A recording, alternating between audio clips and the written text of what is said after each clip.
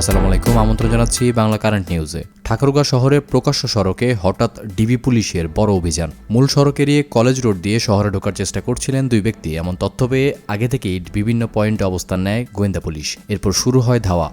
অপরাজয় ৭১ স্মৃতিসম্ভ ও জেলা পরিষদ পার্কের সামনে এসে থামে সেই অভিযানটি। পালানোর চেষ্টা করা হলেও শেষ পর্যন্ত আটক হয়েছেন দুইজন। আর তাদের সঙ্গে থাকা ব্যাগ তল্লাশি করে পাওয়া যায় নিষিদ্ধ ও অবৈধ ধরনের বিপুল কিছু সামগ্রী। পুলিশের এমন দাবিকে ঘিরে এখন এলাকায় ব্যাপক আলোচনা। কিভাবে আগে ভাগেই তাদের গতিবিধির খবর পেলেন ডিবি, কেন তারা মূল সড়ক এড়িয়ে বিকল্প পথ ব্যবহার করে শহরে ঢুকছিলেন। ভিডিওটি দেখতে থাকুন ঠাকুরগাঁওয়ের সেই আলোচিত অভিযানের পুরো ঘটনাটি ঘটেছে ঠাকুরগাঁও পৌর শহরে। ডিবি পুলিশের কাছে আগে থেকে তথ্য ছিল, বালিয়াডাঙ্গি এলাকা থেকে একজন ব্যক্তি কিছু নিষিদ্ধ সামগ্রী নিয়ে ঠাকুরগাঁও শহরের দিকে আসছেন। সেই তথ্য পাওয়ার পর গোয়েন্দা পুলিশ আর দেরি করেনি।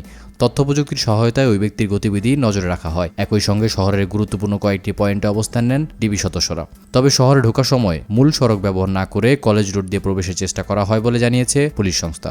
সম্ভবত ধারণা ছিল বিকল্প রাস্তা ব্যবহার করলে নজরে এড়িয়ে যাওয়া সম্ভব হবে। কিন্তু ঠিক তখনই গোপন সূত্র থেকে ডিবির কাছে খবর পৌঁছে যায় যে তারা কলেজ রোড দিয়েই শহরে প্রবেশ করছে। এরপর দ্রুত সেই এলাকায় পৌঁছে যায় পুলিশের দল। ডিবি সদস্যদের উপস্থিতি টের পেয়ে মোটরসাইকেল ঘুরিয়ে দ্রুত সরে যাওয়ার চেষ্টা করা হয়।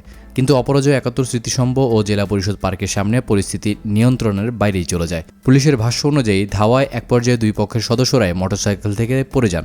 তারপর ডিবি পুলিশের কৌশলী তৎপরতায় শেষ পর্যন্ত দুইজনকে আটক করা সম্ভব হয়েছে। পরে তাদের সঙ্গে থাকা ব্যাগ তল্লাশি করে বিপুল পরিমাণ নিষিদ্ধ ট্যাবলেট জব্দের কথা জানিয়েছে পুলিশ। আটক দুজনের একজন ঠাকুরগাঁও পৌর শহরের হাজিপাড়া এলাকার বাসিন্দা এবং অন্যজন বালিয়াডাঙ্গি উপজেলার বাসিন্দা বলে উল্লেখ করা হয়েছিল।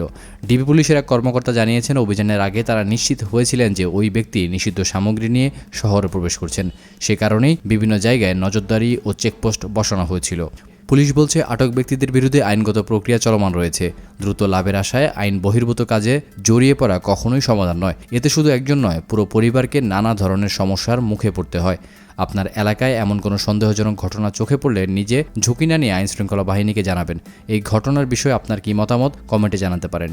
ভিডিওটি ভালো লাগলে লাইক দিন, শেয়ার করুন এবং এমন আরও আপডেট পেতে চ্যানেলটি সাবস্ক্রাইব করে সঙ্গে থাকুন।